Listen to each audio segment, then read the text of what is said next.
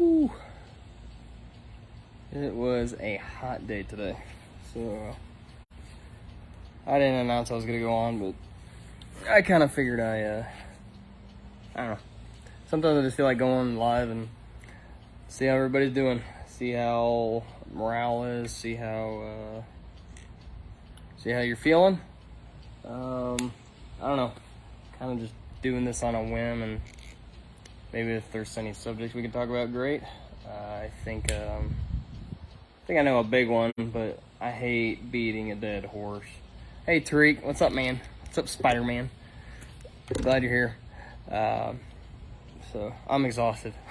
Today's been a very busy day for us. So Mr. Edge, why not? I'll put you on, sir. You ready? I'll add you. Why not? There we go. You can hear me.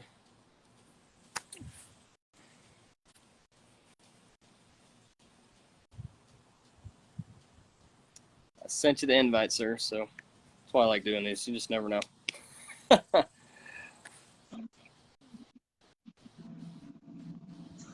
you there, sir?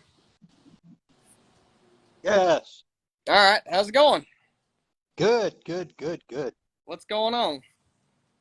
Just doing a lot of detailing for an old geezer. You know what I mean? Yes, sir, I do. How's that car treating you? Oh man, I got two projects in at once, which I don't do normally, but I was intrigued by that Nissan. You saw that. Yes, sir. Having fun with it. How's the? I'm assuming. Are you having a wet sand? I'm just Oh spitballing. yeah, Yeah. absolutely. Gotcha. Oh yeah, Good. yeah. It's fun. I like doing stuff like that. That's why I always have like, well, one's got the coating on it right now, but I actually have two other panels right there. I like to mess around on. I will create scenarios on them and just have fun. Yeah. I, It's a I don't. blast. There's something It's a about it, but it's fun trying to figure it out. So yeah, I get Yeah, it. it is. Yeah, it is. It's a challenge. That's the only reason I took it.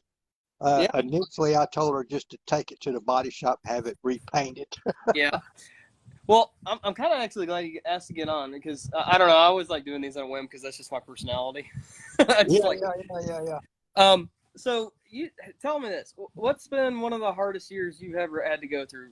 Like, I don't want to say like downside, but I've been kind of wanting to talk about the elephant in the room. Seems like everybody else is doing it, and it keeps bringing. I hate using the word recession, but what's been like the hardest time in your life, and how'd you get through it? Oh, that's hard to say, Landon. I went through 26 years of law enforcement, Uh huh. both with the FBI and a local sheriff's department, and that was all tough. And during all that time, since I was a young kid, I've been washing and waxing cars and detailing cars. And Mm-hmm. when I was a cop, I did it for extra money for my family, my kids. I have four daughters, and you That's know, expensive. I don't know. It would be hard to say what was the toughest time. I do the detailing now mostly as a hobby, not Mm-hmm. as a real business. I make money at it, but you know Right. what? I don't get a project in. I just sit in the house and drink coffee. I don't care. I I get it. like the hard projects. If somebody calls me and asks, hey, how much will you charge me to wash and wax my car? Yep. I tell them nothing because I don't do that. Okay. If it's not a difficult project, I don't take it.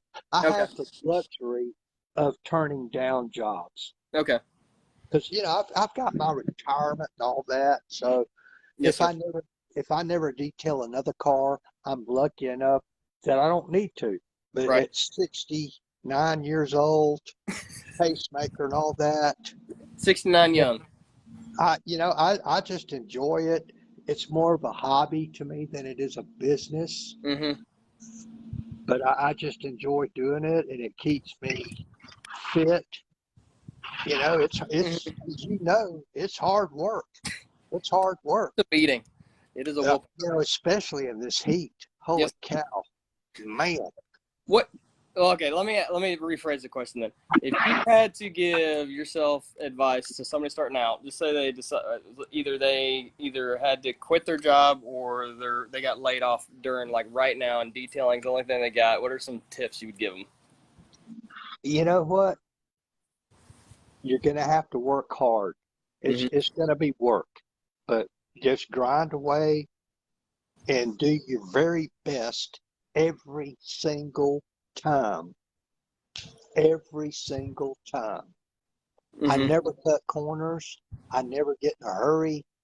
I do my very best every single time and just keep going. And, for those guys just starting out, my best advice would be, you know what? Keep it simple. Okay. So keeping it simple. Now, back then, if you didn't, so we have the luxury of the internet now and all the social media and everything.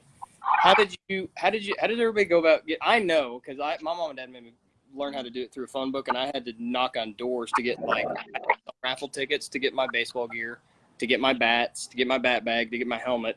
How was it word of mouth, or what was like the most important thing to help marketing when you were younger to get business and continued business? Uh, Back in those days, it was all word of mouth. Mm, When I turned out a vehicle, people were amazed by it, right. and I always exceeded their expectations. Hmm. I under promised and over delivered every single time, and the Right. word spread. Right. And those cars back then, those were a lot more cost. Like, Yeah. I think so. I mean, tell me if I'm wrong, but like, I mean, the paint's changed significantly a lot, right? Oh, everything has changed so dramatically. It's crazy. I can remember when I first started out, Brandon, I started out washing cars at my granddaddy's service station. He just thought it'd be a good idea. And I said, well, okay, granddaddy, how much do I charge them? He said, whatever they want to pay. Sometimes I made a couple dollars, sometimes I made five, sometimes I Right. made 10. And then he showed me how to run a buffer. And Okay. back in those days, it was a rotary. It was either on or it was off. And it was heavy.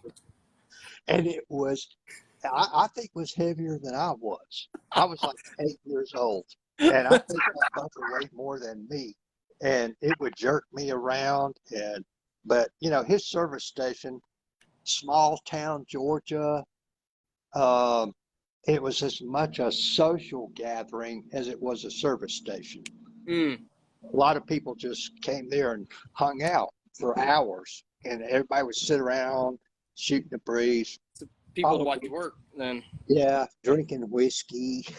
Well, that's back in the day. I get it. That was those times though. I Yeah, completely get it. yeah. Now, what did y'all do? Like, what was the method, or what was the definition of clean or good looking paint? Like, I guess the standards change, and obviously the science has, but As long as it was relatively, if you got the dirt off and it was clean and kind of shiny, people were happy back then. Of course, it was all single stage paint back then. right. And, sometimes that wouldn't really work on some of those cars with the old single stage paint. That's when he showed me how to buff Hmm. and get it kind of shiny looking for some people. Yeah, no, I get it. I get it. I completely get it.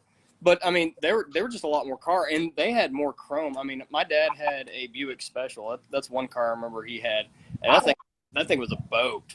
Like, holy cow, that thing was huge and long, and it was a lot of work. And just getting that chrome Yeah. dialed in was Back then I just caught the fever, and as time went on, I got into hot rods and stuff, and I had many, many hot rods, and I would always keep them as perfect as I possibly could. And I can remember one time when I got my first car that my dad gave me, and I would wash them and wash them and wash them and keep them up. And I can remember one time my daddy told me, he said, son, you're going to wash the paint right off of that car. I maybe these days. I don't know about back then though. It'd be hard for me to believe that because I've seen some older ones recently. Thankfully, one of my clients, Frank, he's actually in this group. He's down in Brownwood, but yeah, I've gotten to see a couple 67 Chevys, stuff like that. He's got some older ones, stuff like that. But now people didn't freak out because they had what like patina or something back then. Nobody knew what that word meant back then. But that was now how did y'all what was that? So if that showed, did people freak out or what would that kind of result in? I'm kind of curious actually. Do what now? So did you ever polish and then you actually hit the patina? Uh, back in the day, you just used, they called it a rubbing compound back then. Okay. And it was rough stuff. It's like somebody said it was rocks in a bottle, basically. You used a rotary and a wool pad, and you just went to town, and you made it look as good as you could, and then you throwed some wax on it, And it was all good.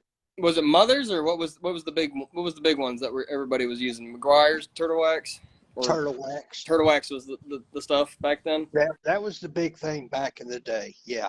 Okay. Turtle wax, and and there was only a couple choices, So and they went called from Turtle. Can you maybe walk me through that then? So product shift. So from when you were like a kid to like I guess like 70s, 80s, what's been the shift you've seen through the decades? I guess kind of like how it started from wax. 'Cause I wasn't around until 87. Landon, when I was a kid, you're talking 50s and 60s. Okay, I'm curious. I'm really curious because I don't think a lot of we're all used to this clear coat now, and I think yeah, that stuff's going away. So I'm kind of curious on the history on what products have you seen shift and what's been popular to what's worked and not worked. Man, I tell you what, Landon, it's just amazing the the advances in the products nowadays. Is just extremely difficult and to me kind of confusing to keep up. I can understand that. I can understand With that. the modern stuff, and and I've experimented over the last 10 years with so many products and equipment and all that kind of stuff. And, in fact, my ex-girlfriend, unfortunately, she's my ex-girlfriend, loved her to death, but, it didn't work out, but whatever. But I had her watch some of Scott's videos and some of yours. And she said, and she was very astute at assessing people's person. And she watched Scott. She goes, I like him. I trust him. Yep. And she did the same thing with you. And, since then, if I need a product and you have it or Scott has it, that's where I get it from. And I tell all my customers the same thing. And I give them your labels and Scott's stuff. And I tell them, you know what? You can't go wrong here. You just can't. And I've tried them all. I've tried all the high dollar, high profile people. And you know what? I would rather give you or Scott my money than these huge, big corporations because most of their products, as you well know, they're okay. Right. They're okay. Right. But they're not great. Right. And so, that's just the way I look at it. And I tell all my customers, and most of my customers, Landon, are collectors. Okay. I work for, most of the classic cars I do, when they bring them here, they bring them on trailers. That's the way to do it. I like that. Yeah. So, yeah. And I just, it's just, I love doing it. To me, it's a big challenge. Most of the time, and I tell a lot of these folks that drop by here, a lot of the local mobile detailers will come by here and talk to me and ask for advice and stuff. And I tell them, you know what? The best thing to do is under promise and over deliver. Give them more than what they were expecting. Right. And that then they will keep coming back to you. Yep. And I've got 5 or 6 collector customers, and they all tell me you're the only one I trust. that's a big deal.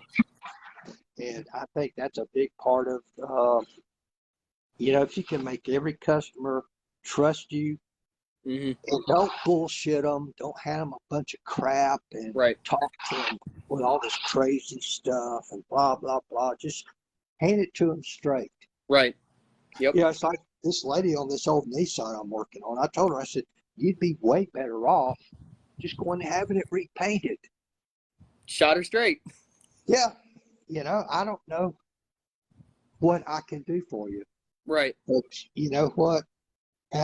Give me X amount of dollars and I'll make it look much, much better than it does now. Hmm. But it's not going to look, and I would point to the other parts of the vehicle that were in pretty good shape. I said, this hood is not going to look like that. It's just not. Right. So, be honest with people, shoot them straight, promise them a 2, but give them a 5. Right. Right. And I'm really glad you brought that up because I actually had lunch with another detailer in the area. He actually recently moved here. But anyways, we went and got lunch, and we were just talking about detailing stuff. And I told him, I said, one of my most frustrating things right now being an auto detailer, and I hate saying the whole social media influencer stuff. I don't care about that title or anything like that. But this whole facade of perfect paint, it's very frustrating as an auto detailer, and then trying to help guys understand that, hey, look, and I'm going to use Larry because I love Larry with ammo. I do. I love him, have a lot of respect for him. I know where he's busted his butt from. But they have to understand, those cars are, they're what he's doing to them, that's not what 98% of us are doing. We're outside. We're in the elements. Majority of these are daily drivers. Some of us will get lucky enough to work on ones that get brought to trailers and stuff like that. But even then, it is so hard trying to get some of these clients because they watch these YouTube videos and they think it's perfect. And I'm like, it doesn't exist. And I wish, and I'm seeing this frustrated lately. One of the guys I trained, he messaged me, and I told him, I said, man, why don't you just go put aftercare on it or whatever he's doing? Yes, put aftercare on it. Go get the client and ask the client to come back. Client came back ecstatic, and he was driving himself bonkers trying to chase this perfection. And I just don't. I'm more caveat enough of what you said, but for me lately, I haven't been really wanting to do a lot of content because I hate adding to the chaos and the confusion. And I like trying to help guys out, but it is such a hard thing for people to see when you got all these social media platforms and people are showing this perfect paint. I want them to have gloss all day long, and I talk about, hey, look, and this is going to get better, but it's how you take care of it and stuff like that's going to be a big deal to how you wash it, But I always tell people, look, if you're going to drive it, it's going to happen. All right. But That's right. we're trying to make this easier to clean. But I don't even know. I mean, you may have more better advice than I do, but I really wish I could get something through to these guys to stop chasing this headache of perfect paint because they're getting exhausted and they're burning themselves out trying to do it. Well, it's, chasing perfection on a detail, paint correction, paint enhancement. It's very, very risky, in my opinion. Yes. And I tell people that all the time. It's not gonna be perfect. It's just not. Right. And you don't want to chase perfection. And I explain to them the reasons why you do not want to do that, that it's more damaging to your paint job, to try to do that. It's just not going to happen. It's just not. Yep. And I don't know. It's hard for me. Everybody's been asking me lately why I haven't done more videos and stuff like that. It's because I don't like pushing or forcing content, if that makes sense. I like just letting it happen or documenting the process. That's more fun for me. And so lately, it's really the whole social media thing has just been putting a bad taste in my mouth. So that's kind of where I've just been sticking into the groups now and just helping out that way. Because I told people, I'm like, look, I don't care about how many views I get on YouTube. I don't care about how many likes. I just don't. It's not about that. It's more the ones that'll find it. But I feel like the ones that get the most value now, like, are on these lives. I feel like even though, hey, whatever, I don't care. 8 people are on right now. Some people watch it later, but there's 8 people getting something out of this, and I don't know what it is. It's something for everybody. But, well, sir, Mr. Ed, thanks for getting on. I'm gonna shut it down. I know I gotta kids my kids good night and everything. But thanks for hopping on, sir, and sharing. I really appreciate it. I enjoy you and your wife and your kids. Well, thanks, Keep sir. that stuff coming. We appreciate you. I love it. I was a big family man. Like I said, I had 4 daughters, and you know what, Landon, at one point I ended up being a single dad. So I feel for you having 4 daughters and a single dad. I have 2, and I wear me out. Mine are 8 going on 18, I swear. It was an adventure, son. So, just enjoy your family. Yes, sir. Keep up the faith, and be honest with people. That's my biggest advice. Be totally honest, and you know what? It'll pay back big dividends. Yes, sir. I agree. So, all right, sir, Mr. Edge. Well, thank you, everybody. Thanks for getting on, and I will talk to y'all later. Thanks again, Mr. Edge. Appreciate you. Yes, sir. All right. Have a great night. Bye-bye.